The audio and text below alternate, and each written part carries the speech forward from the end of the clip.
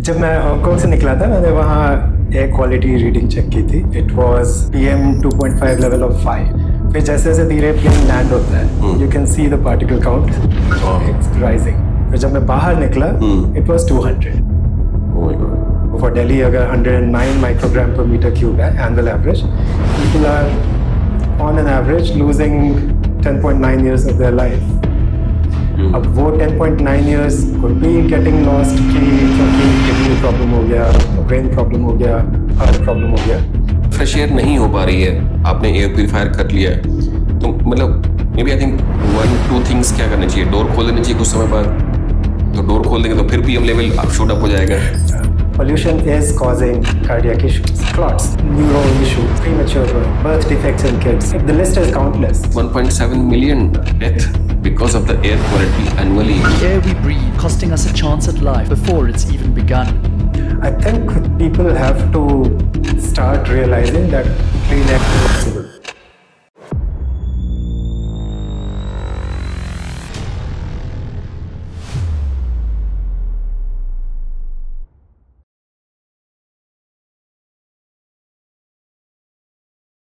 दोस्तों, GT log podcast के इस एपिसोड में एक बार फिर से आप सब लोग का स्वागत है.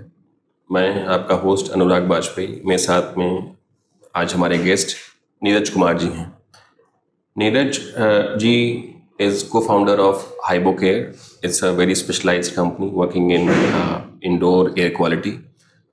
और आज का जो टॉपिक है वो बहुत रेलिवेंट है. आज हम लोग पोस्ट दिवाली एक एयर क्वालिटी जैसे सब्जेक्ट पे डिस्कशन कर रहे हैं because it is very relevant and contextual as well. Neeraj ji has come from Hong Kong, तो मैं पहले तो यही जानना चाहता हूँ कि how are you feeling in India right now. जब मैं हांगकांग से निकला था मैंने वहाँ एयर क्वालिटी रीडिंग चेक की थी. It was PM 2.5 level of 5. 5. And फिर जब मैंने दिल्ली लैंड किया तो फनीली इनफ मेरे पास एक एयर क्वालिटी मॉनिटर है, तो आई केप्ट इट ऑन. तो when you are in the aircraft, जब आप प्लेन में है तो everything is zero down to the smallest particle possible. फिर जैसे जैसे धीरे प्लेन लैंड होता है you can see the particle count rising. फिर जब आप प्लेन से एग्जिट करते हैं देन सो फॉर मी जब तक मैं प्लेन में था when I was sitting in the aircraft और गेट पे आ गया plane, it was about 20, still very good क्योंकि एयरक्राफ्ट में अच्छे फिल्टर्स लगे होते हैं. they have HEPA filters. फिर जब वहाँ से टर्मिनल में निकला it went up to 50 of PM 2.5 level. फिर जब मैं बाहर निकला it was 200. तो I'm expressing कि मुझे कैसा फील हुआ and what was the transition in terms of number, but that also tells you what it was. So from 0 to 200 का जो ट्रांजिशन है, मतलब your body has to cope up, ये बहुत ज़रूरी है. बट इतनी जल्दी जो लोग ट्रैवल करके आते हैं from maybe I think let's say with a very low और वेरी लेस AQI या PM 2.5 level to a drastically high level जैसे दिल्ली हो गया, तो उनको एक मतलब इंस्टेंट हीट मिलता है. मतलब व्हाट इज़ द रिएक्शन? क्योंकि जनरली मुझे लगता है कि या तो मतलब सोर थ्रोट हो जाती है, प्रॉब्लम हो जाती है, लोगों के आँखों से आंसू बहने लगते हैं. So generally, what is the reaction? Exactly the same. The body takes a hit. It takes a shock. Okay. The shock का एक immediate response आता है, आँख में जलन होगी. So that happened. फिर अगले 3-4 घंटों में जब तक मैं घर पर पहुंचा, of course you're not exposed to 200. आप कार में बैठे हो तो it's slightly lower. Slightly low. फिर घर में depending on air purifier है या नहीं, it will be a different level. But within 4 hours मेरा शुरू हो गया था symptoms of runny nose. By morning मुझे थोड़ा सा हल्का सोर थ्रोट वाला फीलिंग आना शुरू हो गया था. तो you can feel it. I think India is one of the few places जहां you can feel the air quality live. Feel the air. मतलब ठीक है, तो थोड़ा सा और maybe I think explain करने की कोशिश करते हैं, डिस्कशन करते हैं कि मतलब what is the main specific reasons for air quality issues. एक तो है कि हम लोग एम्बियंट एयर क्वालिटी की बात करें और फिर हम लोग इंडोर एयर क्वालिटी की बात करें, because you also have mentioned earlier कि indoor air quality is more dangerous compare to the outdoor air quality for the human lungs. तो पहले तो एम्बियंट की बात कर लेते हैं कि बहुत, क्योंकि हमारे यहाँ पे कल्चर है भी, मतलब we spend good amount of time outside, although in general if you look at the 24 hours a day, तो काफ़ी समय हम लोग इंडोर भी रहते हैं, ऑफिस हो गया, घर हो गया, but still there is some time which we are outside also. तो थोड़ा एम्बियंट जो हम लोग PM 2.5 है, AQI है, उसका कैसे चैलेंजेस होते हैं, क्यों हो रहे हैं, और फिर हम लोग इंडोर पे बात करते हैं। I will have more questions today. Correct, sure. तो देयर आर सर्टेन थिंग्स जो आपको दिखते हैं, तो before you go into analysis, जब डेटा में जाने से पहले ही आपको कुछ कुछ चीज़ें दिखती है। फॉर एग्जांपल मैं आया दिवाली के टाइम पे, as you exit Delhi, the new Delhi area, आपको थोड़े से फायर क्रैकर्स की आवाज़ आनी शुरू हो जाती है। And I know it's not one of the major contributors of pollution in general, but at micro scale, it is. अगर आप एक बंद कमरे में एक छोटा सा फायर क्रैकर जलाए and you keep an air quality monitor there, it will max out in seconds. हाँ, localized level पे इसका impact काफी है। Localized level पे impact होता है, over a few days definitely impact होता है, and it's something which can be controlled. That's one. Second thing मुझे दिखा कि जो वेस्ट है, they will gather the waste around and they burn it, क्योंकि it's easy to burn the waste than to carry it around, specially अगर plastic है, doesn't even leave so much of ash. और ये मैंने कई बार देखा है over last 2 weeks। But it's a very regular challenge. मतलब मुझे लगता है कि इससे प्रधानमंत्री जी का एक इनिशिएटिव है स्वच्छ भारत का, उसमें बहुत सारी इंफॉर्मेशन लोगों को बताई भी गई है कि आप उसको कलेक्ट करिए, जगह डालिए, सेग्रीगेट करिए, उसका रिसाइक्लिंग करिए।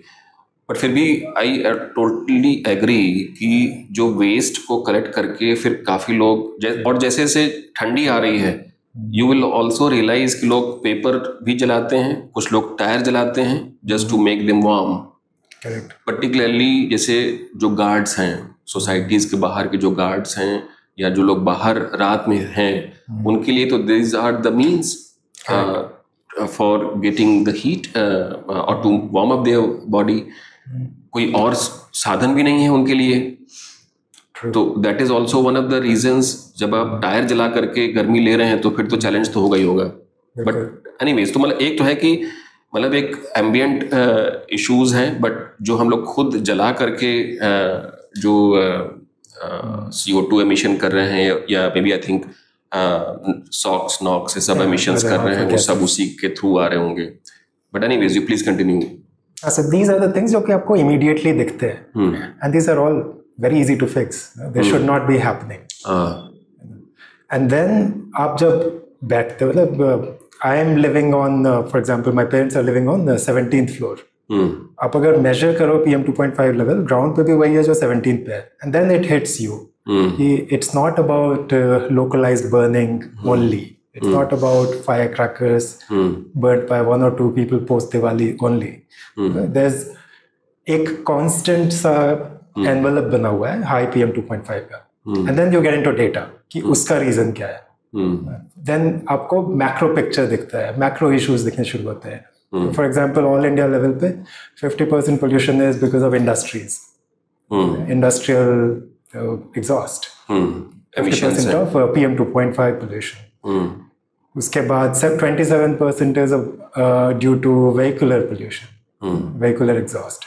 17% is stubble burning, and 5% is these other micro issues. 5 छोटे issues है, that's 5%. Not to mean कि it's irrelevant, क्योंकि they are easy to fix, इसलिए they are definitely relevant.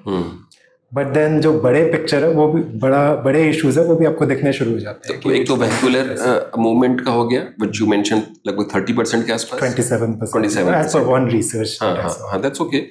और फिर स्टबल बर्निंग का लेट अस से 15% हो गया, और उसके अलावा और क्या क्या? इंडस्ट्रियल का है, तो वो सबसे ज्यादा इंडस्ट्री का है, 50% यू मेंशन। ओके, वाह, as per one research. But then फिर ये तो हुआ all India level, right? But फिर आप city level पे आते हो, because Delhi is facing city level PM 2.5 problem. अब city level पे अगर देखो तो issues are slightly different. यहाँ Delhi में industry is not there. Of course, industrial fumes can travel to Delhi, but that's not counted as the main reason of PM 2.5 locally. जो locally originate हो रहे हैं।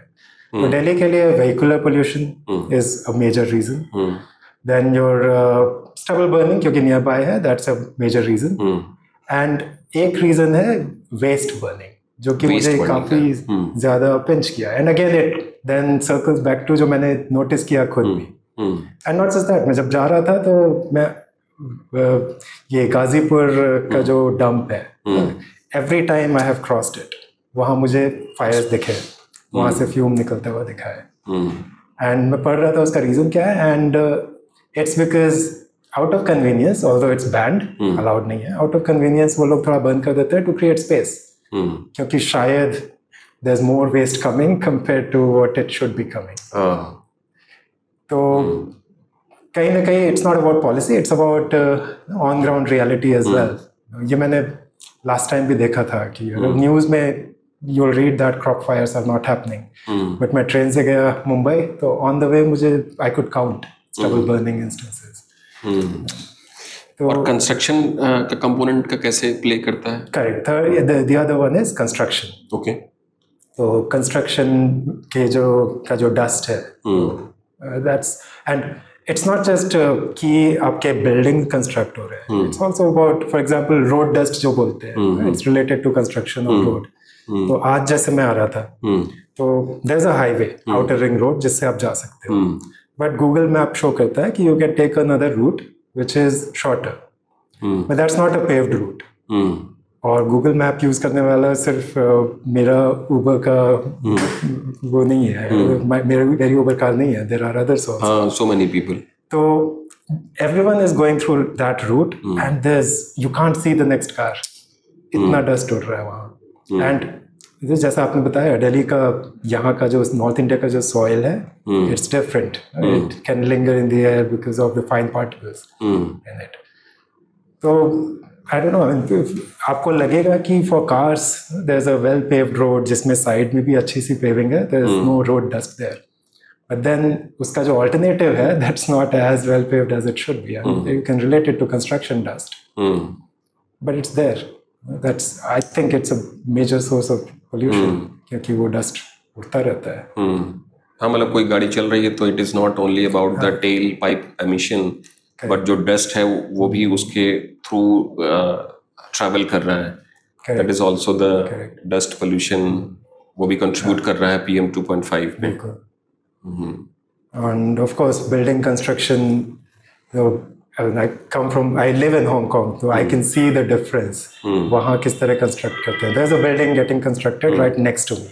तो मतलब इंटरनेशनल हम discussion अभी करेंगे, बट पहले और चीज़ें भी डिस्कशन कर लेते हैं, जैसे मतलब जैसे सिटी लेवल पे हमने डिस्कशन किया, बट अब we go to the rural area. मतलब if you look at the AQI map, तो पूरे नॉर्थ इंडिया में जो रेशियो है, इंडेक्स है, that is very high, it almost like red और maybe sometime it is orange और sometime it is maybe yellow. तो मतलब इसका मतलब ये भी है कि it is not only the cities like Delhi which are getting affected, but there are other regions, जैसे सिमाई अर्बन लोकेशंस हो गई, रूरल एरिया हो गया, तो ये वाले एरियाज भी इफेक्टेड हैं। बिल्कुल, मेरा एक फेवरेट पास टाइम है to look at the pollution map. तो आप अगर IQAir की वेबसाइट पर जाए, they have a pollution map which is very useful, क्योंकि there is color coding, जिसमें आपको purple and red color coding दिखेगा for different regions, but there's also wind direction shown on it, which is also very telling कि wind कहाँ से कहाँ move कर रही है। और अगर आप आजकल मैप देखोगे तो the whole मतलब Indus and Gangetic belt, counting Pakistan as well, क्योंकि geographically it's the same। हाँ, वो तो पूरा वो बेल्ट है, Afghanistan, Pakistan, India, Bhutan, Nepal, correct, in China तक भी जाता है वो नहीं, वो हिमालय के ऊपर they have different source of problem और source of pollution, but for us हमारा जो है दिस बेल्ट, अगर आप देखोगे तो the wind is not moving most of the time, it's still.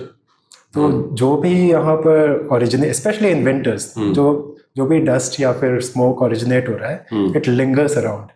वो थोड़ी सी हवा चलेगी, it moves there, then it comes back, वो इट कीप्स डांसिंग मैप में अगर आप देखो तो। तो फनली लास्ट वीक 2 साइक्लोन्स आए थे, एक अरेबियन सी में और एक बे ऑफ बंगाल में. दोनों ऊपर मूव किए थे inland, and they were acting like vacuum cleaners. They were removing all the नीचे से ऊपर ले गए थे बस ऐसा. थोड़ी देर के लिए eastern part of India was clean. तो वो न्यूज में भी आ गया था कि बरेली की हवा बहुत साफ है, and you could see it. But then within 48 hours it was back to what it was. क्योंकि the dust and the smoke, it's just lingering around in the whole belt.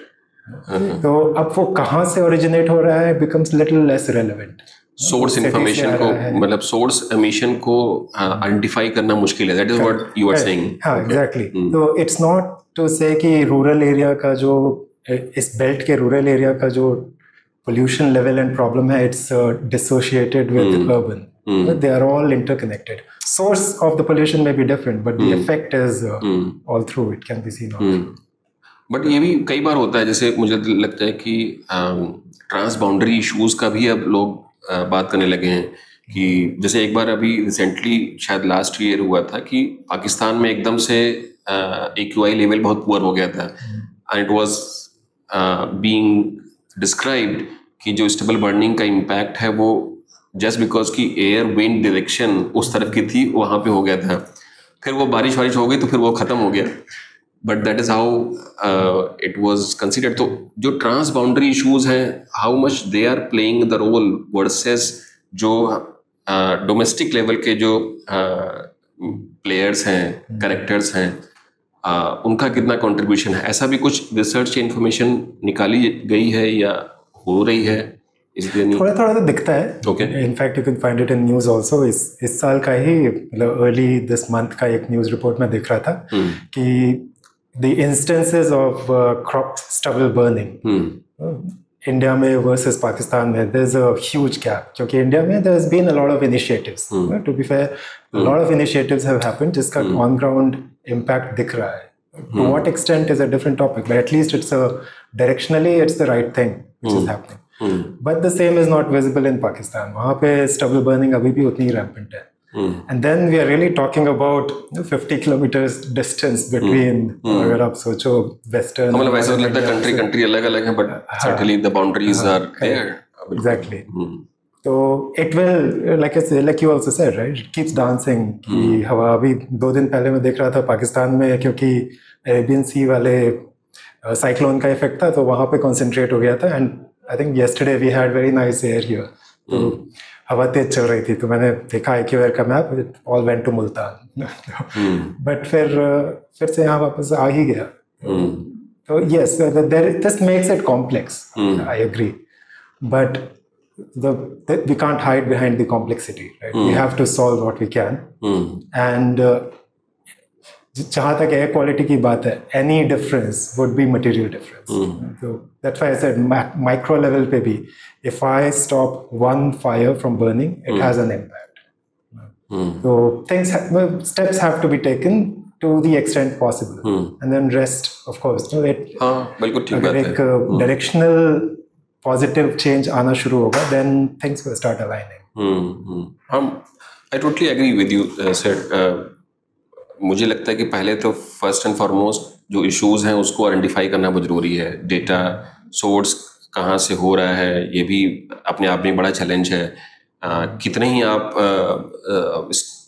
Air quality stations, monitoring stations लगाएंगे, certainly the more the numbers, you will have more segregated data, but certainly this is a challenge. Maybe I think monitoring station is costly affair. No? It should not be, but it is.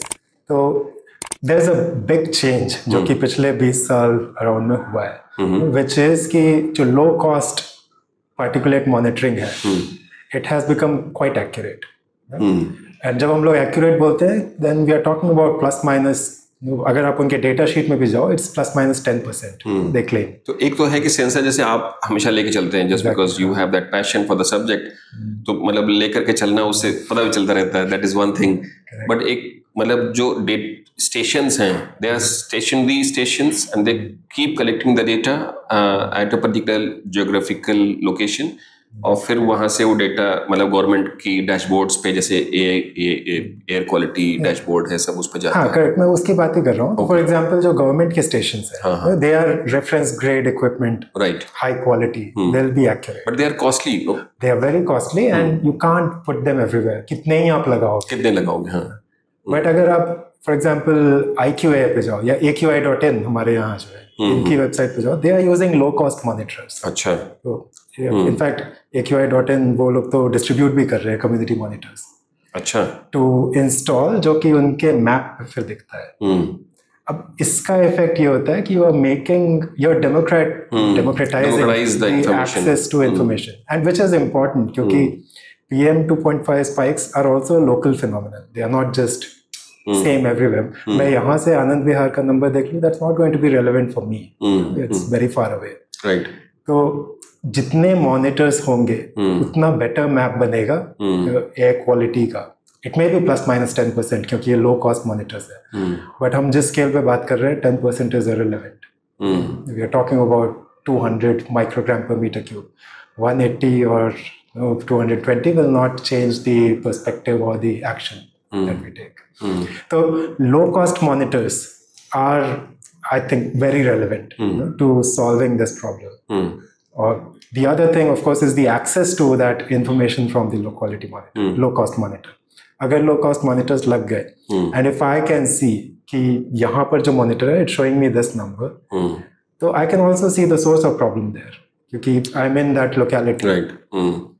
तो जो individual level की जो awareness या sense of responsibility है, that can come from there. For example जो मैं इसकी बात कर रहा था कि जो वेस्ट बर्निंग, अगर उसके पास एक लोकल स्टेशन होगा which goes to 999, it will start flashing easily, तो तब लोगों को फिर दिखता है अच्छा इसके कारण है। इसमें एक एनेक्डोट है बहुत सिंपल सा, तो हम लोग लो कॉस्ट मॉनिटर्स यूज करते हैं, तो मैंने एक मॉनिटर भेजा था, हमारे पार्टनर है दुबई में उनको, तो he was holding the monitor in his living room.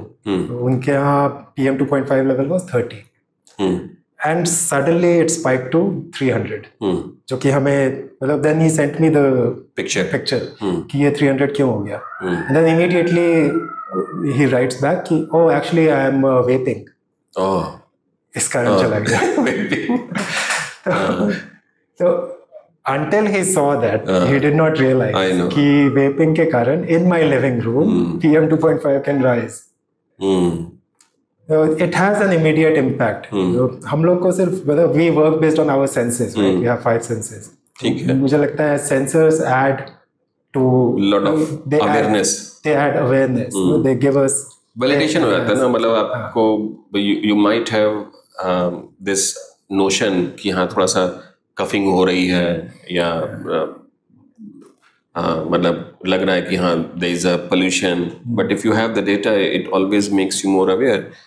I can understand कि हाँ थोड़ा सा अभी वो कॉस्ट इश्यूज हमेशा ही रहेंगे, अफोर्डेबिलिटी फैक्टर या लिमिट के बाहर की चीजें हैं for the normal average Indian, but still I think someone who can afford it is one of the best thing to have, ताकि वो थोड़ा इमीडिएट जो रेजोल्यूशन है तो उसी से आ सकता है। हाँ, we don't have to make people buy monitors. We just have to democratize the data and put these monitors everywhere. So someone जो कि ideally, for example, businesses can be made responsible to put air quality monitors in their premises and show the live air quality information. So it's still democratizing the data. Businesses are showing it. It's not too expensive. They can easily afford it. But लोगों को वो number दिख रहा है। It's like CCTV हर जगह है, which becomes eyes for law enforcement in the same way.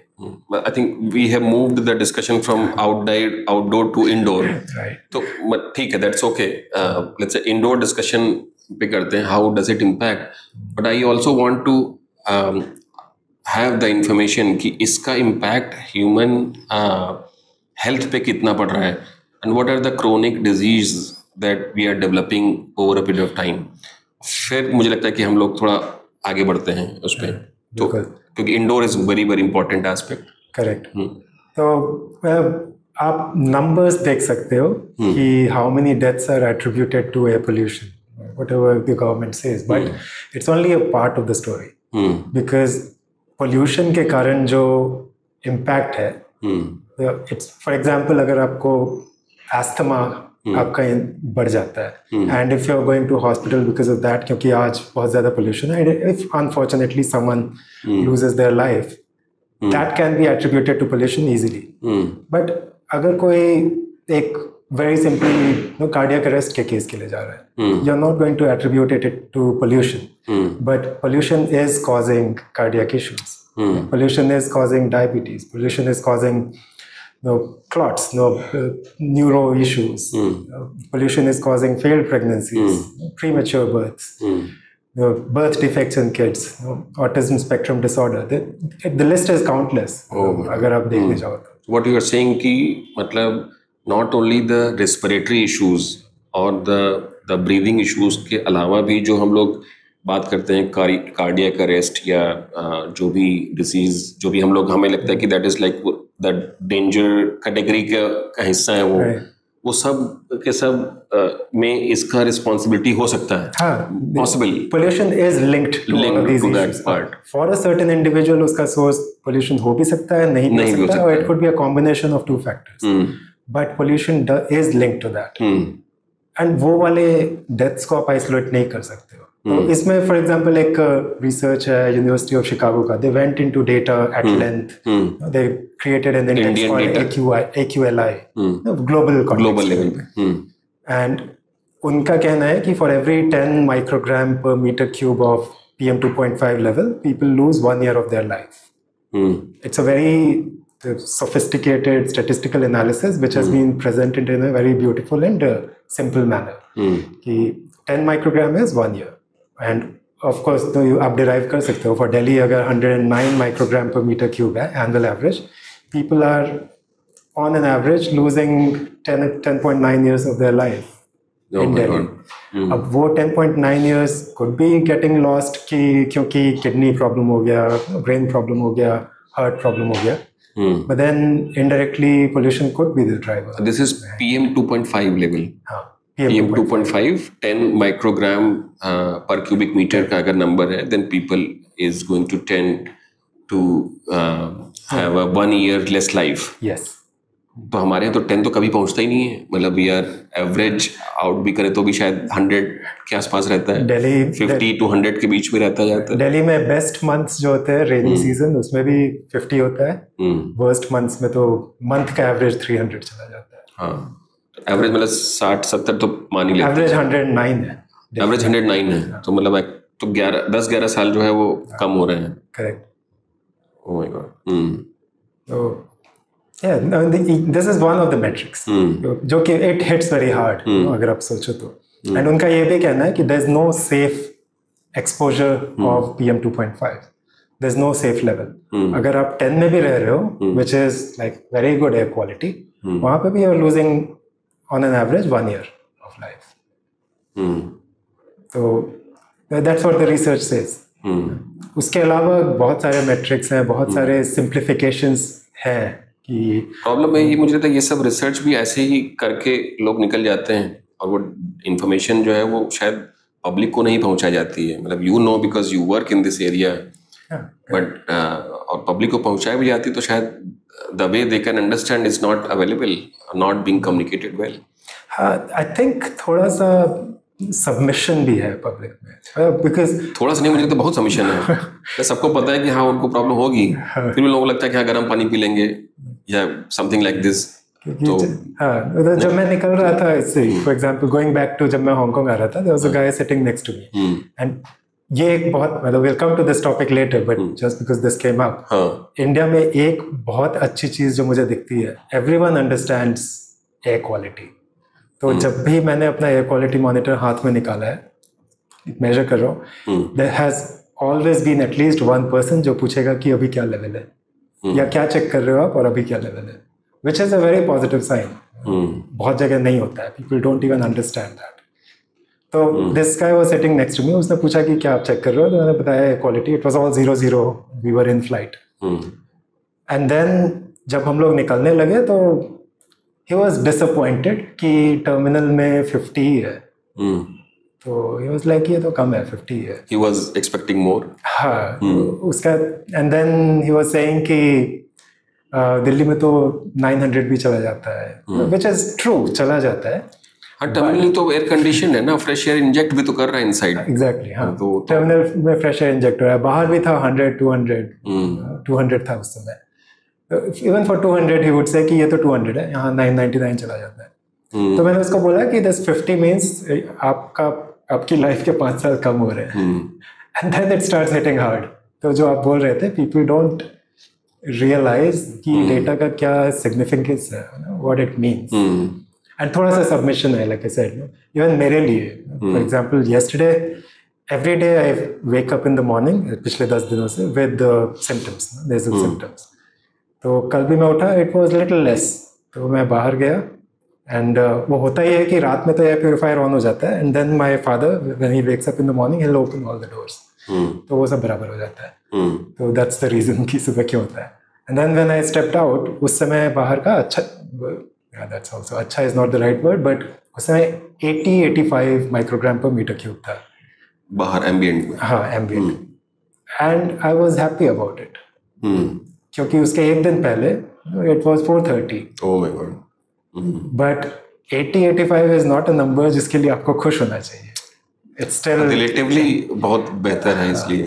तो there is a way submission और नमनेस, जो भी आप बोलते हो, देयर इज दैट. अगर मुझे 10 दिन में हो गया, तो people who are facing it every day around the year, उनके लिए 100 will sound better or good enough. I can understand. Whether it is or not is very easy to see. So I think people need to see hope कि 10 is possible, no? 5 is possible.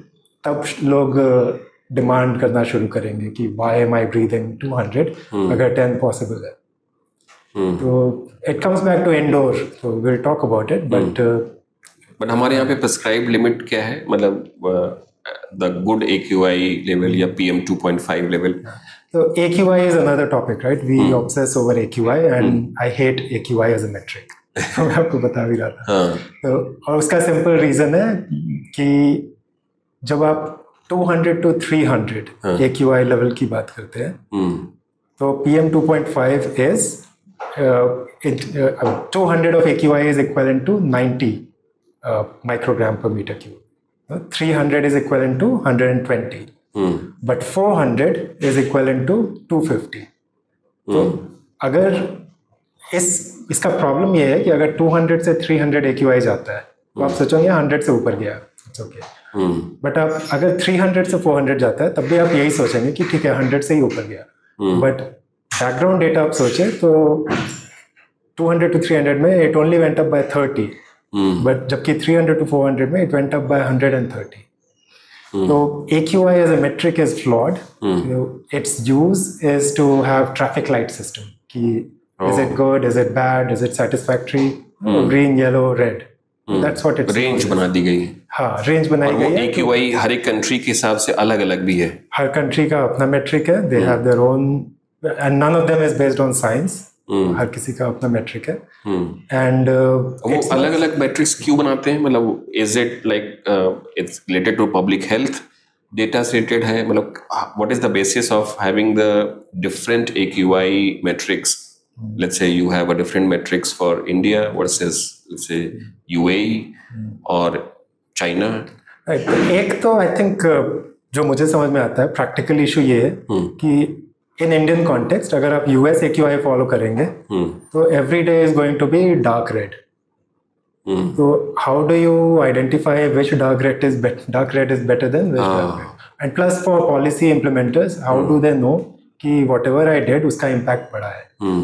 तो prevailing environmental conditions के basis पे they define कि what is maybe I think good, bad and then maybe mediocre, something like colour coding उस basis पे उसके basis कर दिया. हाँ, मतलब अगर हमारे यहाँ ज्यादा ही है तो फिर तो हमेशा ही रेड ही रहेगा. हाँ, then there is no point मतलब of having a colour code कि हम ग्रीन तो कभी होंगे ही नहीं.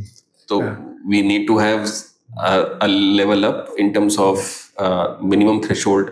राइट. So that is कुछ सेंस में, कुछ सिचुएशंस में it makes sense, but it's used very colloquially, हर कॉन्टेक्स्ट में हम लोग AQI की बात करते हैं. That is the problem. और वेरी सिंपल एग्जांपल इज कि जब बारिश का सीजन होता है, when actually the rain is scrubbing it down, उस समय जब अगर आप दिल्ली का AQI देखोगे, it will look green, but it's still 50 microgram per meter cube, जो कि in terms of AQLI life index आपके फिर भी तो 5 साल जा ही रहे हैं.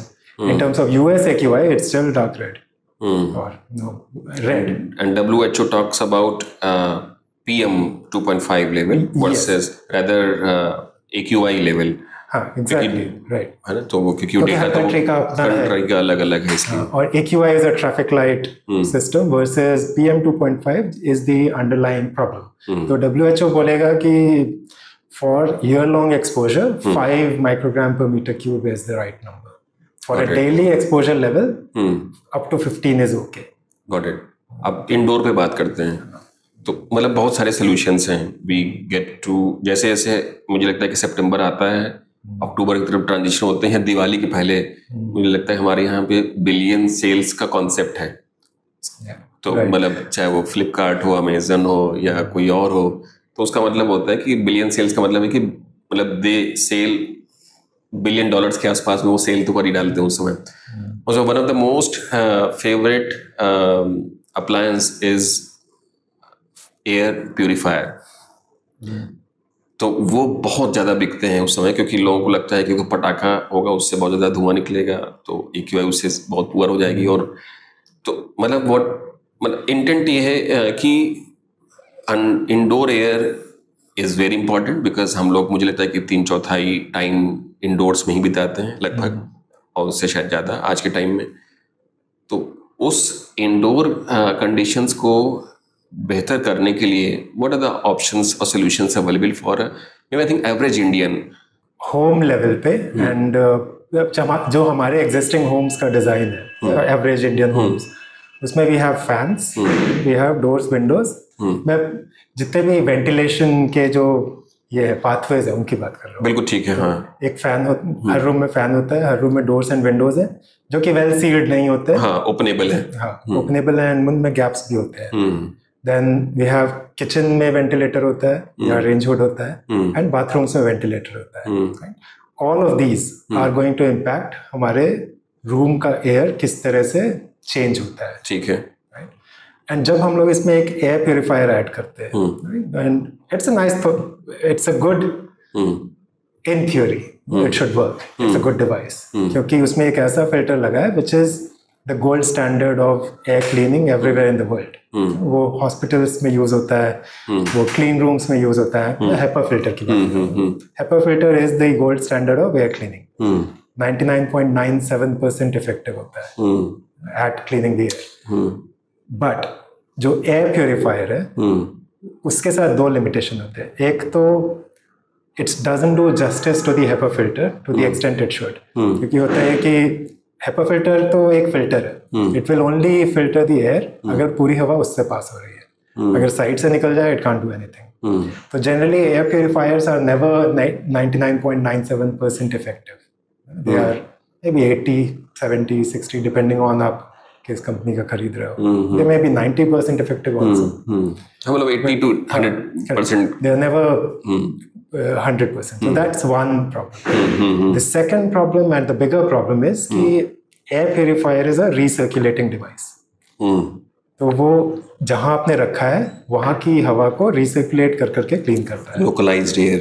Localized. रूम के अंदर भी localized air हो जाएगी. हाँ, ठीक है. तो अब उसके implications multiple हैं. एक तो sizing is important. जनरली मैंने देखा है इंडियन होम्स में विल बाय 1 एयर प्यूरिफायर जो कि बीच में रख देंगे, and then we have all the doors open to every room, and we expect कि ये हर जगह क्लीन कर दे, जो कि होता नहीं है. क्योंकि home is not going to be, it's not going to be closed forever. आप डोर ओपन करते हो, आप डोर क्लोज करते हो, तो देयर इज डस्ट इंग्रेस जो हर जगह से होता है. तो the air purifier needs to be strong enough to do justice to हमारे जो ventilation needs है. हाँ, वो सक्शन करेगा तभी वो फिल्टर करेगा और फिर वो फिर से निकाल मतलब रिलीज करेगा एयर. तो अब जैसे मैं बोला, I am monitoring air quality at my parents home. I've been obsessing over it, क्योंकि जब बाहर 400 या 300 होता है, then to maintain 50 at home is not an easy task. क्योंकि वो होता है कि थोड़ी सी एक बार आप डोर ओपन करो फिर क्लोज करो and then everything has gone for a toss. बाहर के अंदर आ जाती है. तो that is one problem with the air purifiers, कि they are designed to clean the air which is already sitting in the room. The other problem is कि it's not a ventilation device. तो आप एक room को lock कर दो, अगर completely lock कर दो, एयर प्योरीफायर चला दो, air quality will go down to 0. It has to happen क्योंकि फिल्टर इज इफेक्टिव, वो कुछ टाइम में तो कर ही देगा, बट दैट्स नॉट सस्टेनेबल, क्योंकि अगर आप रूम में हैं you need fresh air, otherwise carbon dioxide level increase होने लगेगा. You need some fresh air to come in, so that's another problem. But वो ट्रेड ऑफ क्या है? मतलब अब एक तो है कि PM 2.5 लेवल को ही आप उसको इनहेल करते रहें, so that is when you don't use the air purifier, है ना. जो बाहर का है आप जितनी लीकी मतलब एनवेलप रखेंगे, डोर्स ओपन करेंगे तो बाहर का आ ही जाएगा पोल्यूशन अंदर. So that is one thing. अंदर है वो आपका PM लेवल तो कम हो गया बट फ्रेश एयर नहीं है. और जैसा अभी रियल एस्टेट डेवलपमेंट है या हो रहा है उसके हिसाब से the overall indication is to have more sealed envelope. आपके देखा जाए तो जो ओपनेबल विंडोज हैं उसका एरियाज कम हो रहे हैं, मोर ग्लास और सील्ड एनवेलप, मतलब UPVC विंडोज पे वो भी सील्ड, ये सब चीज़ें इन जनरल कंडीशनड एयर की ही प्रोविजन कर रहे हैं. And these conditioners they are not bringing the fresh air. Correct. तो मतलब that is going to be a challenge. Yes it is. So in terms of air purifier, just go by the thumb rule कि आप 5 air changes बोलते हैं, और very simply कि उसके CADR की जो रेटिंग है उसको आप चेक करें, एंड आपके रूम का जो साइज है वो CADR के प्रोपोर्शनल होना चाहिए. CADR क्या है? CADR बोलते हैं clean air delivery rate. It's a technical term but very simple terms में इट मीन्स कि आपका एयर प्योरीफायर हर मिनट में कितनी साफ हवा छोड़ रहा है बाय वॉल्यूम. एंड वो होना ये चाहिए कि it's cleaning the air fast enough कि आपकी सारी एक्टिविटीज, मतलब रूम खोलना, रूम बंद करना, वेंटिलेटर ऑन करना, ऑफ करना, उन सबको वो कंपेंसेट कर सके. तो right sizing the air purifier is important. एक से आप पूरे घर में नहीं काम चला सकते. You need one for every room and which is appropriately sized. तो लेट अस से 10 by 10 by 10 का एक रूम है. जनरली हमारे यहाँ जो रूम साइजेस हैं नॉर्थ इंडिया में वो 12 by 12 by 12 के पहले होते थे, अब छोटे होते जा रहे हैं. करेक्ट. तो अगर 10 by 10 का एक कैलकुलेशन पॉइंट ऑफ मान लें तो उसका जो एरिया है, वॉल्यूमेट्रिक एरिया, वो 1000 क्यूबिक मीटर का हो गया. Correct. Cubic feet. Cubic feet, sorry, cubic feet का हो गया. तो उसमें इस CADR की वैल्यू क्या, वो 5 बार एयर चेंजेस करेगा वो. तो उसका CADR वैल्यू जो है 5000 क्यूबिक फीट के आसपास होनी चाहिए लगभग. नहीं, 5000 पर आवर हो गया, आप डिवाइडेड बाय 60 कर दो in terms of CFM. Okay. तो जो क्यूबिक फीट पर मिनट, तो CFM की वैल्यू जो है वो 5000 and then divide by 60, right, ऐसे करके होनी चाहिए लगभग. करेक्ट. Got it. ओके. तो उस तरह से आप CFM कैलकुलेट करो, then you can order your air purifier online. Okay. उस तरह के रूम के लिए. Very nice. It's handy calculation, people can do it. Yes. ठीक है. करेक्ट. तो दैट इज वन थिंग. और दूसरी बात तो वही है कि मतलब कार्बन डाइऑक्साइड बिल्डअप होगा, आपके इंडोर एक्टिविटीज के कारण PM बिल्डअप होगा. अगर आप डीप फ्राइंग कर रहे हैं या then particle count will shoot up. जैसे मैंने लास्ट अगरबत्ती जला रहे हैं, इट विल शूट अप. तो वो सारी एक्टिविटीज का इम्पैक्ट होगा उस समय. Then this air purifier will take care of it, but वही है कि it will happen. These things. अगर फ्रेश एयर नहीं हो पा रही है, आपने एयर प्यूरीफायर कर लिया है, तो मतलब maybe I think 1-2 things क्या करनी चाहिए. डोर खोल देनी चाहिए कुछ समय बाद. तो डोर खोल देंगे तो फिर PM लेवल शूट अप हो जाएगा. ये मैंने 2 दिन पहले अभी ट्राई किया था. तो मेरे पास एक वाईफाई एनेबल्ड मॉनिटर भी है. अच्छा. तो रूम में PM लेवल वाज 20, क्योंकि room is closed, air purifier चल रहा है, it's doing. But CO2 level was 1500 ppm. And thumb rule बोलता है कीप इट लोअर देन 1000. तो मुझे 1500 को 1000 पे लाना था. तो I just turned on the ventilator in the bathroom. फिर मैंने देखा वो मॉनिटर पे धीरे धीरे स्क्रीन पे दिखता रहता है कि within I think 1 hour it came back to less than 1000. अब CO2 लेवल तो लोग इन जनरल घर पे रखते नहीं है, मतलब ना मॉनिटर करता है कोई भी. चैलेंज है घरों में. CO2 लेवल एटलीस्ट हमारे यहाँ क्या परमिसिबल वैल्यू क्या है CO2 लेवल की? 1000 आपने बताया. 1000 से कम होनी चाहिए. 800 900 800 है शायद. हाँ, तो होता ही है कि ये आश्रय का कहना है, राइट? आश्रय, हाँ 800 ही. तो जैसे ही 1000 के ऊपर जाते हैं आप, तो 1000 to 5000 लेवल जो है, you will start getting headache. फिर आपको थोड़ा सा स्लीपीनेस, हाँ थोड़ा सा ड्राउजीनेस वो लगेगा. And beyond 5000 it's too bad. कुछ लोग तो एंजॉय करने लगते हैं इसमें, तो हाँ तो मतलब दे फील रिलैक्स्ड. हमें actually that's another thing, right? अब हमारा जो हमारे सेंसेस है दे बिट्रे अस, क्योंकि आप एयर कंडीशनर रूम में है, यू फीलिंग 18 डिग्री एयर, थोड़ा स्लीपीनेस भी लग रहा है, you are feeling everything is good, चलो आराम कर लेते हैं थोड़ा. अच्छी फ्रेश हवा लग रही है, ठंडी हवा लग रही है. I know. अवेयरनेस का भी इशू है इन सब चीजों में. आई थिंक इस केस में तो these things have to be integrated in the devices. Air conditioners में हो सकता है. If they are not bringing fresh air in, they should have the responsibility to show CO2 level in the room. ताकि लोगों को at least इतना समझ में आए, I need to ventilate.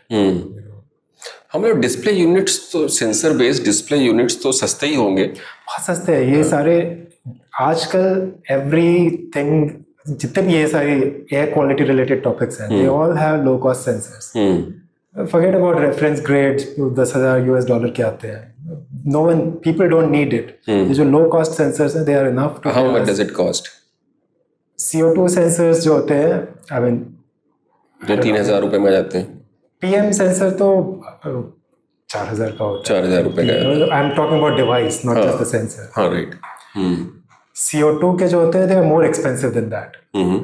लगभग 10,000. हाँ, 10,000 तक आ जाएंगे. But then they can be cheaper.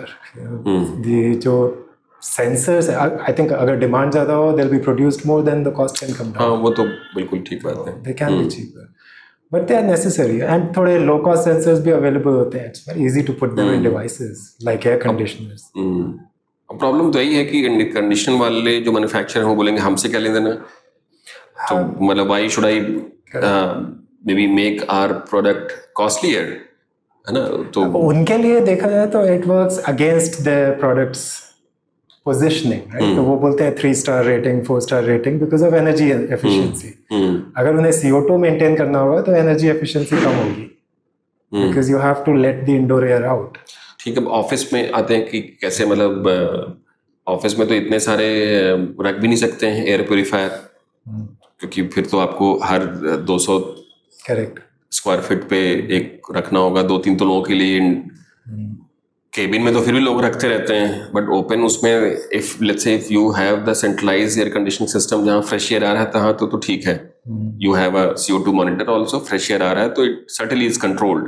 Correct. But जहाँ पे नहीं है वहाँ पे कैसे मैनेज करेंगे? So there are 2 things. One is CO2 level, the second is PM 2.5 level. Yes. तो ऑफिसेज में जनरली जहाँ like you said central air conditioning system है, वहाँ पे there's always a provision for fresh air. There's a fresh air intake जो कि they are all designed. हाँ, damper के थ्रू फ्रेश एयर ले लेते हैं, क्लीन करते हैं. वो डैम्पर ओपन रखते हैं नहीं रखते हैं, that is a different topic.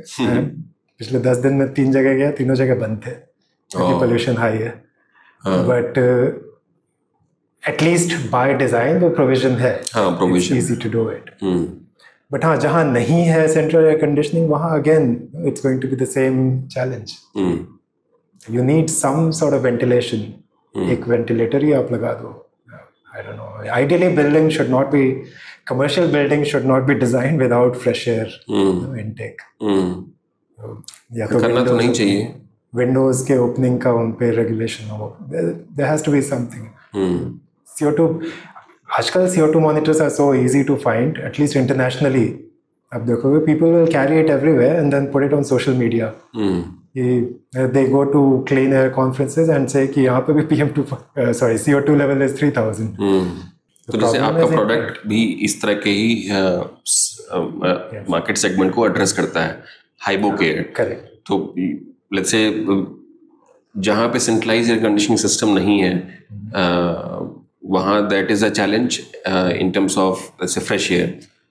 But जब हम लोग बाहर की एयर को अंदर लाने की बात कर रहे हैं, we talk about the centralize air conditioning system, चाहे वो हम वाटर कूल्ड की बात करें या एयर कूल्ड की बात करें. दोनों ही केसेस में there is a air handling unit और AHU which distributes the conditioned air या कोल्ड एयर. करेक्ट. तो अब हम AHU के लेवल पे जो हमारे पास फिल्टर यूज करते हैं, they also have lot of issues. Ideally they are designed to clean the air with respect to all these maybe PM 2.5 level, yeah, certainly ऊपर के लिए तो है ही है. but so what is how your product is solving this problem? हाँ, तो हमारा हाइबोकेयर के हमारे एज अ कंपनी हमारी फिलॉसफी है that we want to create retrofitable solutions. Retrofitable, क्योंकि it's not just about solving air quality for new buildings. New buildings में you can have your own wish list कि मुझे ऐसा setup दे दो and then use my product. The fresh air systems and जो high efficiency filters होते हैं, they can do that. हमारा philosophy है कि we should be able to go in any building and improve the air quality there. तो हमारा जो हाइबोकेयर product है, it's an electrostatic air cleaning system. It's electrically, it comes under electronic air cleaners segment में, and it has very low obstruction. So how air can be pushed through it easily, and it can retrofit any HVAC. किसी भी HVAC में हम लगा सकते हैं. तो उसका implication ये होता है कि generally in Indian context जितने भी कमर्शियल बिल्डिंग्स हैं, उनके जो HVAC एयर हैंडलर्स हैं, they are only design for pre filters जो बोलते हैं, जो pre filters, primary filters, MERV 8 filters जो भी आप बोले. And these filters they are not meant to trap PM 2.5 at any rated efficiency. They are called dust filters also. They are only meant for PM 10 larger dust particles. Pre-filter is a MERV, उसकी rating MERV 8 filter. Correct. And then the secondary filter also they use as a MERV 13 or something. They should, but मैंने अभी देखा नहीं है commercial setting में. Hospitals में होते हैं, I have seen that. But commercial में usually they are छोटे compact style low cost वाले जो air handler होते हैं, and they have a single stage filtration जो pre filters हैं. अब आपके पास यहाँ एक बना बनाया वेंटिलेशन सेटअप है, यू हैव स्पेस जहाँ आप फिल्टर रख सकते हैं, राइट. सो हमारा पोजिशनिंग यही है कि you can bring our filters which we call as screens, क्योंकि इट्स एन इलेक्ट्रोस्टैटिक स्क्रीन. तो you can put them on these pre filters, these MERV 8 G4 G3 pre filters. उसके पहले before the air touches the pre filter, उसके पहले. हाँ. तो we manufacture, हमारा custom sizable filter है. It comes in the same footprint, 50 millimetre और 2 inch का फिल्टर है, इन एनी लेंथ और width as per the air handler. तो you can put it on top of the और right upstream of the pre filter, and वो pre filter की efficiency को enhance कर देता है into a fine filter. तो हमने third party labs as per European standard test किया हुआ है, and we can stop up to 88% of very fine 0.4 micron particles. 0.4 micron. तो it's equivalent to MERV 15 rating अगर हमारे फिल्टर को आप एक MERV 8 से लगाए तो, without adding too much pressure drop, too much of obstruction. तो इसका बेनिफिट ये है कि आप the same HVAC जो आपका existing HVAC है, जिसमें अभी secondary filter का provision नहीं है, back filter का, you can't add additional more number of filters. We can retrofit that HVAC and give you a very good quality, very clean air. तो you also mentioned one more point कि जो pressure drop है वो नहीं होता है उससे. हाँ, तो हमारे स्क्रीन का इट्स स्क्रीन, वो एक तो बहुत पोरस है, इट्स इलेक्ट्रोस्टैटिक. प्रिंसिपल ये है कि when the dusty air comes through, जो डस्ट है वो चार्ज्ड हो जाता है, and then the charged particles they get clumped together, और फिर वो जो डस्ट फिल्टर है, it can easily catch them. तो हमारे स्क्रीन का you hold it against the light, you can see through it very easily. It has very low pressure drop. इसलिए भी ये पॉसिबल है कि हम एग्जिस्टिंग पुराने लो कैपेसिटी HVAC में भी उसको फिट कर सकते हैं, यूज़ कर सकते हैं. और इंडिया में इस तरह का जो फिल्टर है वो मतलब इस तरह की जो टेक्नोलॉजी है वो यूज़ नहीं करते हैं कोई भी. कुछ ऑप्शंस हैं. They are called electrostatic precipitators, जो कि कुछ लोग यूज करते हैं, but they are bulky solutions. Not to say anything bad about them, the point is that they are not as retrofittable as our solution is, क्योंकि we can do custom sizes. हमारा footprint बहुत छोटा है, तो if there is very little space you can still put our filter in, our screen in. And how much are they costly versus, let's say, costlier or cheaper compared to the conventional system which is being used at this point of time? So अगर आप सोचो for example filters, right? तो filters need to be replaced, especially fine filters जो है, you can't wash them.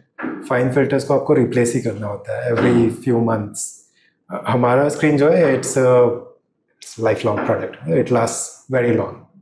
It's not going to break down. You can clean it and reuse it. Clean मतलब you can air cleaner. Air cleaner. It's electrostatic, so we don't suggest water cleaning. Water cleaner. So you can air clean it and reuse it pretty easily. So that's one thing. Second is in terms of cost. अगर आप per square meter सोचे, per square feet अगर सोचे, तो per square feet उसका cost would be around 10 US cents. So it's what, 9 rupees, 10 rupees around.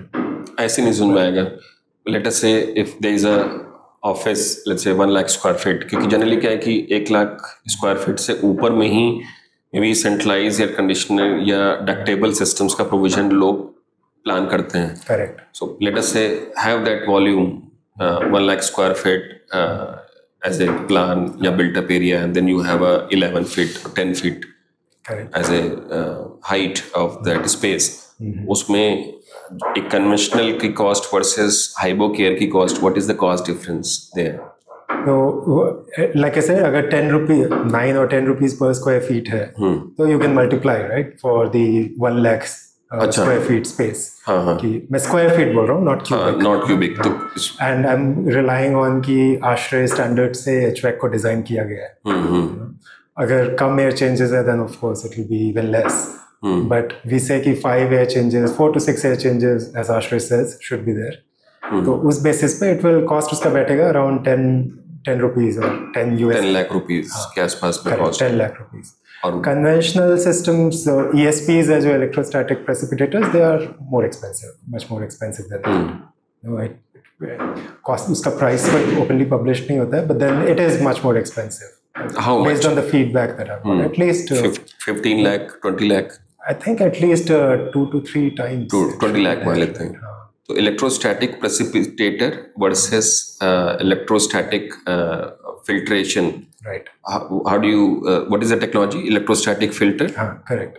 Right. So the HyboCare technology is much maybe I think 50% less costly, and then more effective in terms of the time frame usage. It's more effective in terms of its ease of usage, ease of installation, suitability, customization के कारण, and time of usage. They are also lasting long, so I can't say that they are going to last longer than them. Both are lifelong devices. They don't break down. और इसका comparison normal filter जो electrostatic नहीं वाले character में नहीं है, उनसे तो कोई कंपैरिजन है नहीं या कंपैरिजन किया सकता है? जब नॉर्मल फिल्टर्स, अगर बैग फिल्टर्स जो बोलते हैं, बॉक्स फिल्टर्स या bag filters, right, they are the high efficiency filters. तो उनसे actually we don't compare against them. The reason being कि we are either going to go, जहाँ पे भी वो बैग बॉक्स फिल्टर्स लगे हुए हैं वहाँ पर अच्छे एयर क्वालिटी की ज़रूरत ज़्यादा है. एंड हमारे प्रोडक्ट का ये पोजिशनिंग है कि you pair it with a filter and we improve the filtration. तो उसके 2 एग्जांपल्स हो सकते हैं. एक, अगर ऑफिस स्पेस में there is a washable filter, right, तो जो कि अभी PM 2.5 क्लियर नहीं कर रहा है, तो we can improve this to a ऐसे एडिशनल फिल्टर की तरह. प्री फिल्टर के भी पहले एक प्री फिल्टर लगाना है. एंड तो होगा ये कि we are going to be charging the particles, pre filter will catch well, है ना. तो यहाँ पे हम लोग एफिशिएंसी को काफ़ी एनहांस कर देंगे. Depends on the air changes and everything, but single pass में we are talking about 88% at least. जब हम लोग बड़े सेटअप की बात करते हैं जहाँ बैक फिल्टर्स ऑलरेडी हैं, वहाँ पे there may be a requirement to clean even more. You may keep the back filter in and still use our screen.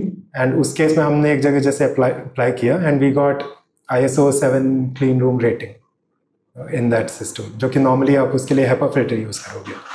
तो without a HEPA filter we got ISO 7. So it depends normal on filter and then you have your HyboCare filter. This two combination is better than the HEPA filter. Is इस case में that's what happened. There was, क्योंकि when you put our screen, then primary filter, then the back filter, right? The back filter is supposed to work at, let's say, 75% efficiency for low particle, for fine particles, PM 2.5. So उस case में we are going to enhance its efficiency to HEPA level without adding the pressure drop of a HEPA filter or the cost of a HEPA filter. Okay. If I think share the number of the deaths because of the air quality is huge. वैसे तो team ने research किया है, which I need to validate the number, but the number is 1.7 million numbers in India, which is the death because of the air quality annually, which is shocking and unbelievable. तो अब इस तरह का number होने के बाद ऐसा लगता है कि मतलब नॉट श्योर कि पब्लिक हेल्थ डेटा का एक ट्रायंगुलेशन करके ये डेटा पता करना चाहिए या मतलब whether we should believe this data. But maybe I think without getting into this I just also want to understand how maybe I think the nation or India as a country should maybe have some progressive path in terms of doing the clean air available for the countrymen. There are a lot of examples worldwide, जैसे China, particularly Hong Kong या Beijing कह लीजिए. तो ज़्यादातर countries में ये भी एक नोशन है that maybe I think in our country also this is also a notion. I can share what I understand, what I hear regularly, कि कंट्री इकोनॉमिक डेवलपमेंट फेज में है तो कंस्ट्रक्शन एक्टिविटीज, इंडस्ट्रियल एक्टिविटीज, जितनी भी इस तरह की phases हैं सब लोग यूज करते हैं जस्ट टू जस्टिफाई कि एयर क्वालिटी तो मतलब पुअर होने के चांसेस ज़्यादा हैं. But there are lot of examples, let's say like Beijing. We have, मतलब I think we have gone through the report and we see कि मतलब बीजिंग ने अपना इकोनॉमिक डेवलपमेंट भी किया है and they have also reduced the historical the air quality issue by almost like more than 50%. True. Parallelly. So, मतलब I just want to understand maybe I think some examples from your experience because you have been to different countries. Maybe HyboCare not only operates in India, but maybe China, UK, UAE, Africa countries. Maybe I think you give some picture so that we can try to draw some solution out of it.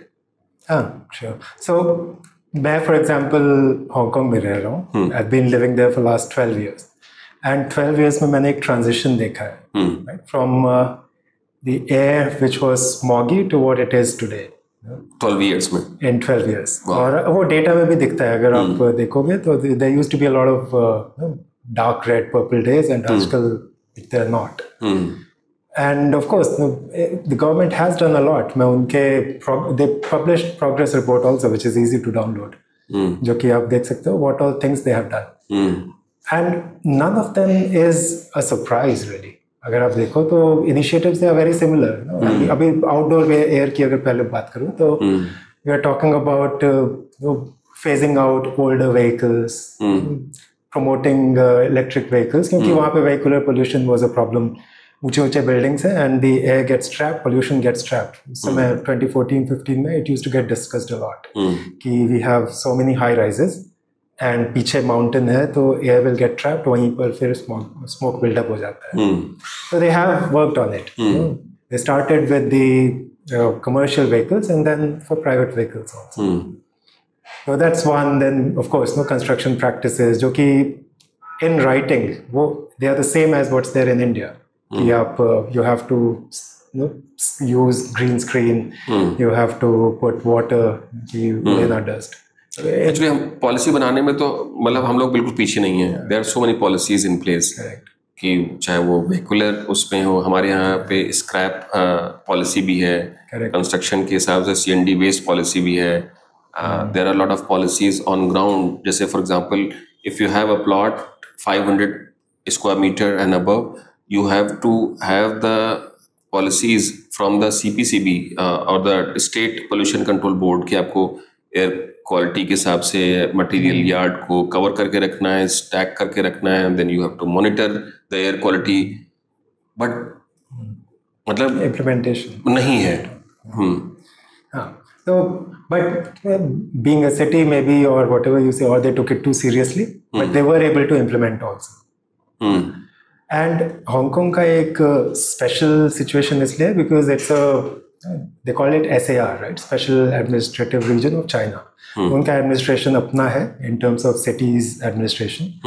But they worked with the surrounding cities like Shenzhen, Guangzhou, Macau to work on a joint plan. क्योंकि सिर्फ Hong Kong के improve करने से नहीं होगा. They can still drift from the other side. Transboundary. Transboundary. So they have worked together and you can see the difference. So that's for the outdoor air. Of course, it becomes a policy. तो जो initiative है वो SAR क्या फिर से बताइए? Special Administrative Region. Region SAR. तो SAR play that role that not only within the Hong Kong as a region, you also talk to different cities. They call it Greater Bay Area. Greater Bay Area. तो Greater Bay Area की और सबसे बात करके फिर बोलते हैं कि मतलब they must have done some analysis कि हम source emission क्या क्या है, आपके यहाँ से कितना है. Transboundary level पे data collect किया जा सकता है. Exactly. Right. So that's one. But indoor level पे भी अगर आप सोचो तो Hong Kong has a program called Indoor Air Quality. You can go to iaq.com.hk website. वहाँ पर they have a certification program for buildings. अच्छा. They call Good Indoor Air Quality and Excellent Air Quality का certification. They are not going to give money to the companies if they achieve good or excellent, but they get green points, जो कि city के other green initiatives में उन businesses को, उन buildings को help करता है. तो ये voluntary program है? It's a voluntary program. Not the mandatory. It's not mandatory. And उसका of course जो government will publish the list of the buildings which have gone through the certification and achieved the class, which has a reputational value to it as well.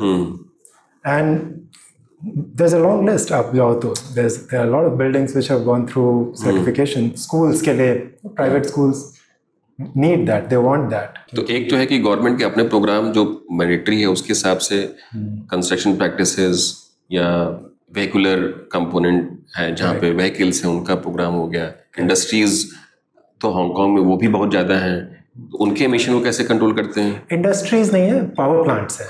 ठीक है. So for example 2014 में 50% of power was based on coal based power plants.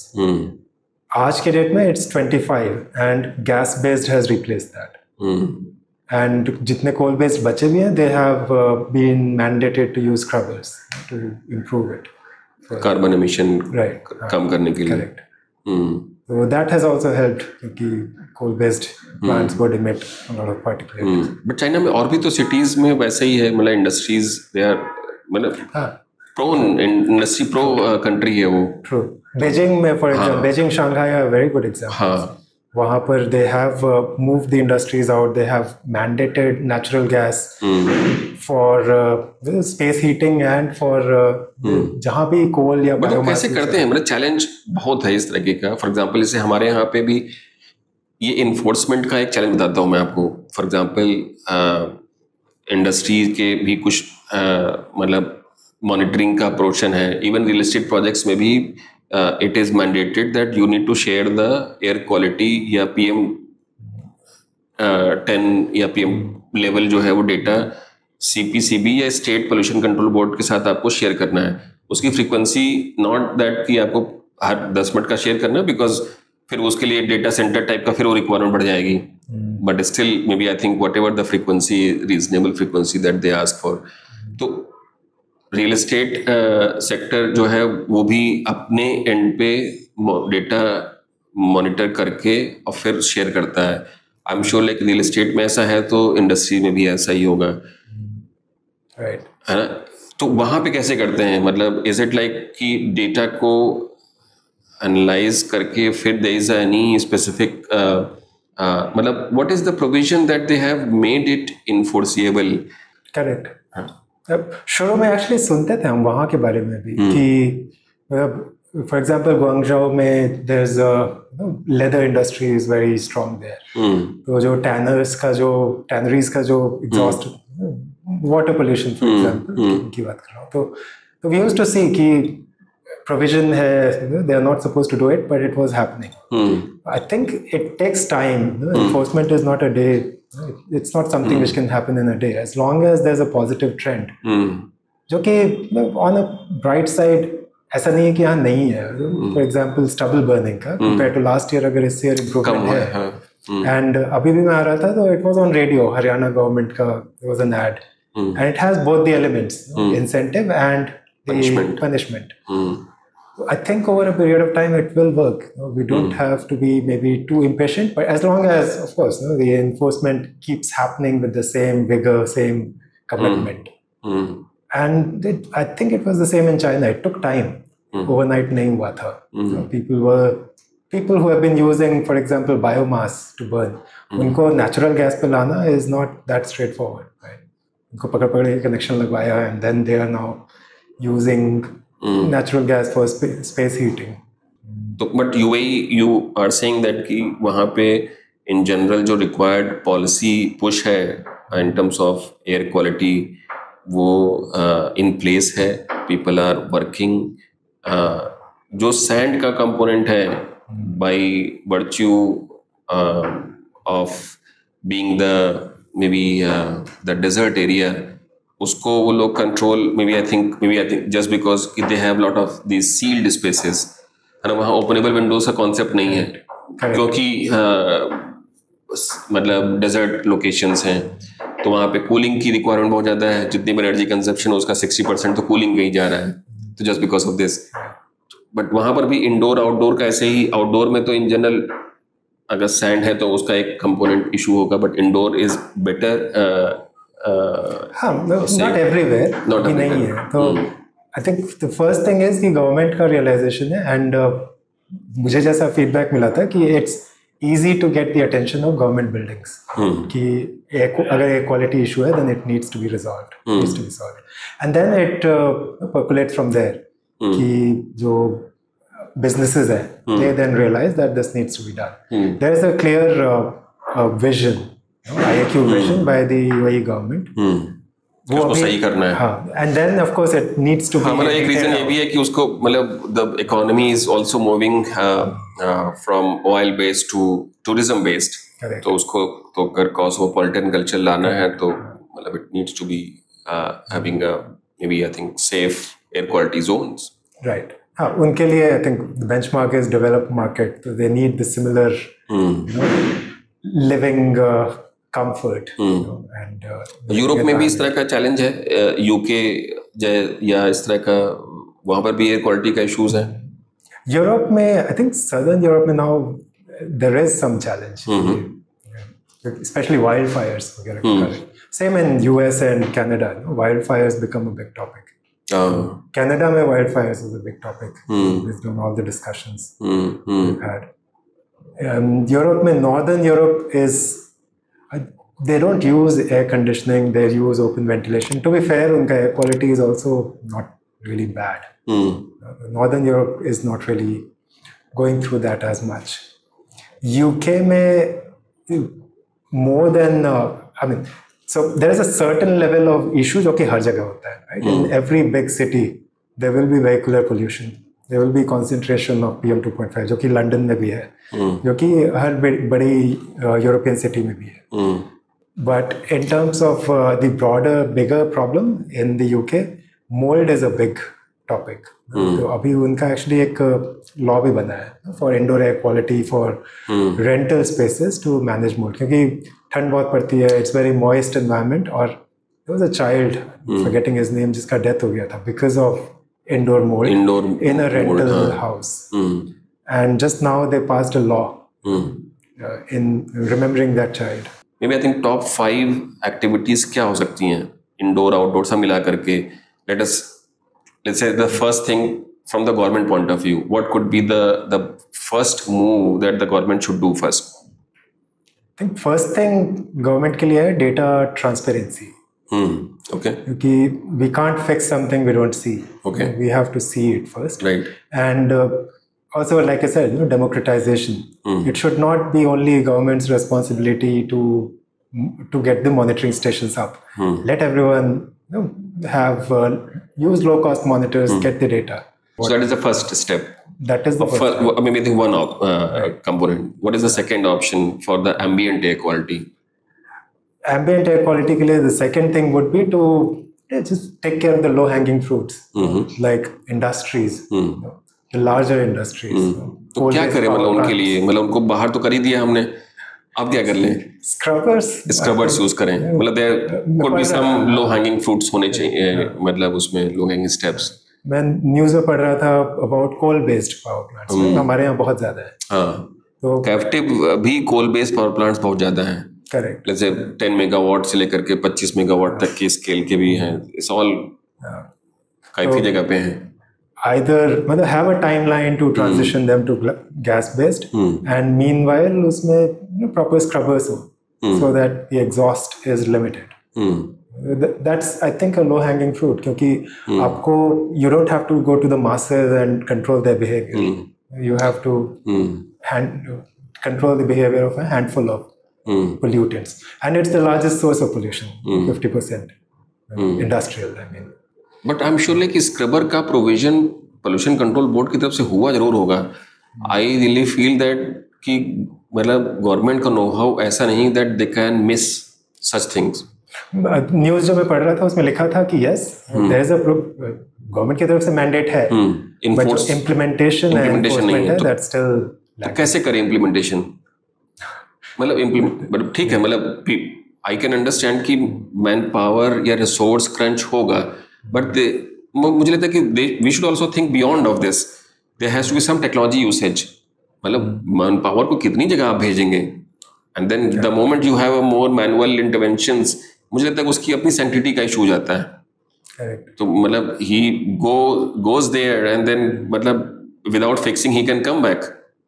इससे एक example याद आया मुझे about South Africa. Cape Town में काफ़ी अच्छी हवा होती है, एंड वहाँ पे हम लोग एक कंपनी में हमने लगाया solution with air quality monitor, और हम लोग आउटडोर एयर क्वालिटी मॉनिटर से कंपेयर कर रहे थे डेटा को. एंड जो आउटडोर एयर मॉनिटर था उसका data it would spike suddenly कि 0 से 200 गया, फिर से 0 पे आ गया. तो हमने सोचा माजरा क्या है. देन वी फिगर्ड आउट कि जो आउटडोर एयर क्वालिटी मॉनिटर है it's sitting right next to a crematorium. You can laugh about it कि ये क्या बात हो गई, हो तो सकता ही है, but then I think the reason simply is कि दे आर मॉनिटरिंग कि क्रेमेटोरियम जो है are they putting too much dust in the air. So monitoring, I think, again, going back to the same thing, monitoring should be the solution. And monitoring आजकल it is already too affordable. हाँ, मतलब stack level पे monitoring तो लगा ही कर सकते हैं. मतलब we can ask the industry to put the monitors at the maybe emission stack.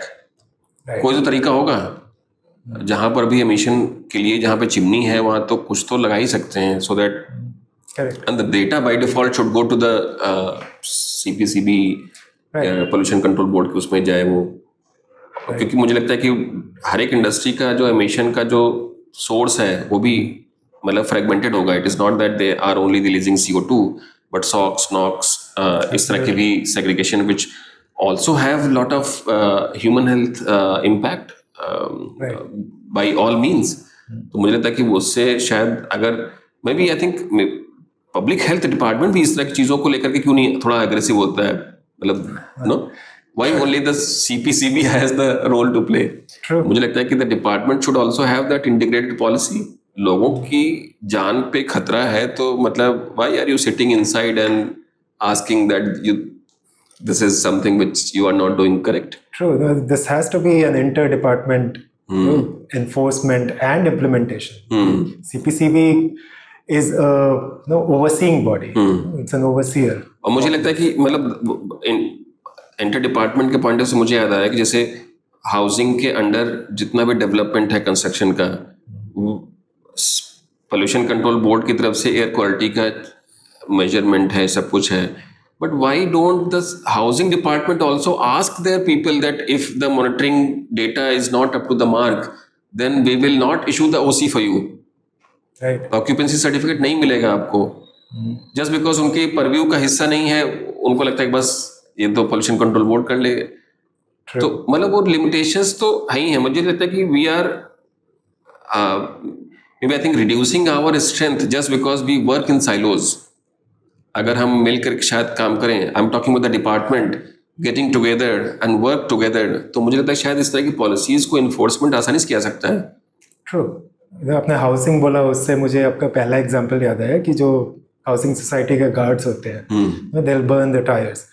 अगर हाउसिंग सोसाइटीज को आप रिस्पॉन्सिबल बना दो for their emission, then that can be taken care of. हाँ, मतलब वो तो खैर बन चुकी हैं. मैं तो उसकी बात कर रहा हूँ जहाँ पे मतलब गवर्नमेंट लेवल पे कंस्ट्रक्शन की बात करो, housing and urban planning department की बात कर रहा हूँ. It goes back to the same thing कि जहाँ जो भी ओरिजिनेटर ऑफ पोल्यूटेंट है, you make them responsible through digital data monitoring.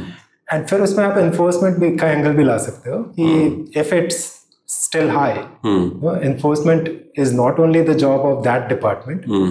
It becomes an offense. If it's an offense, then enforcement में you can bring law enforcement. बिल्कुल. मुझे भी लगता है कि मतलब it is such a dangerous activity.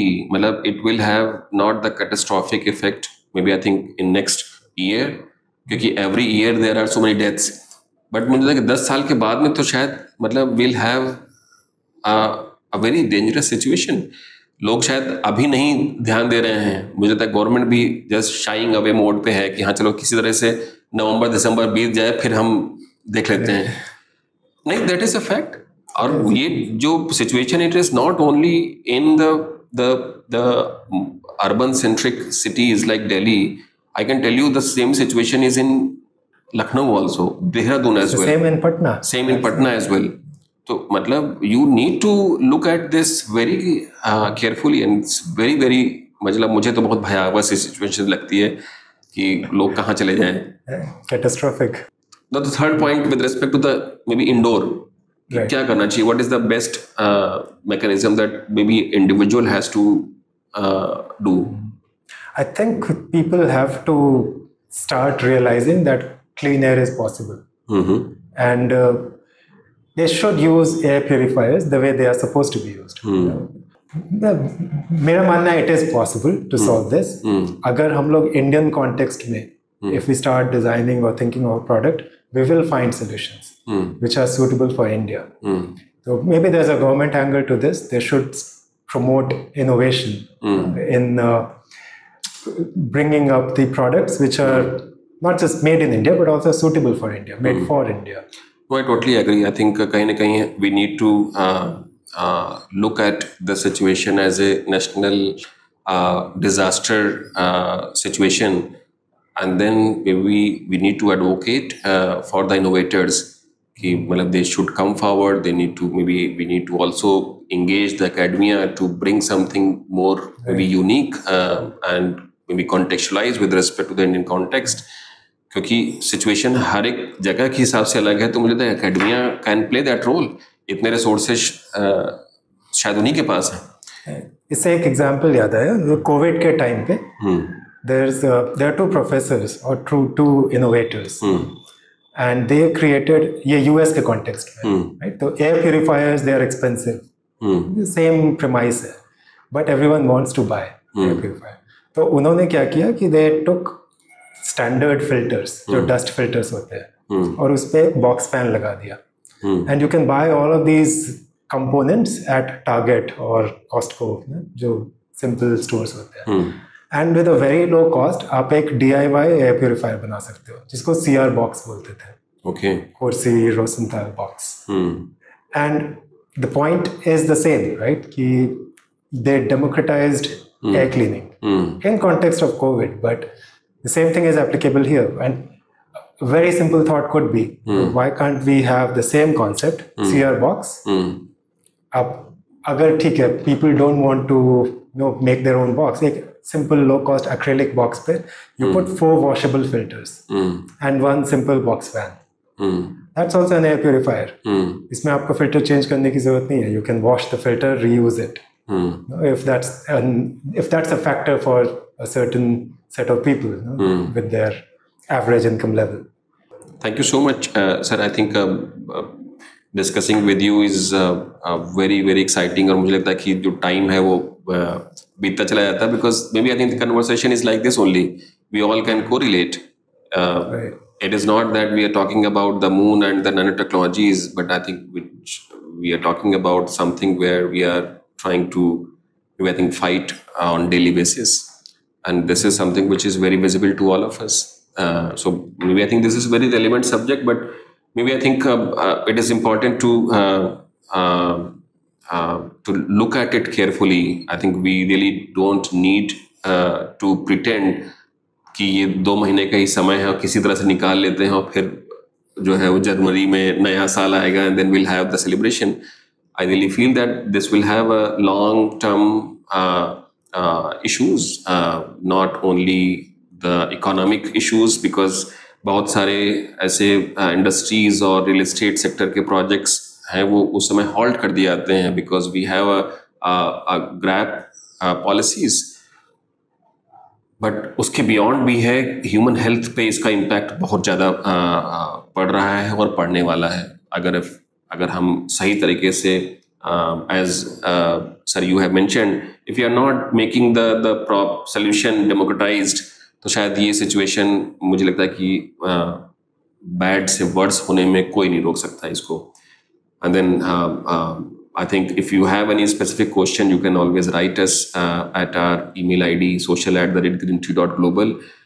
We have discussed the issues by and large at indoor level, outdoor level, and what could be the maybe I think that the expected policy interventions that the government should also look at it, because there are a lot of international examples which have also given this POC.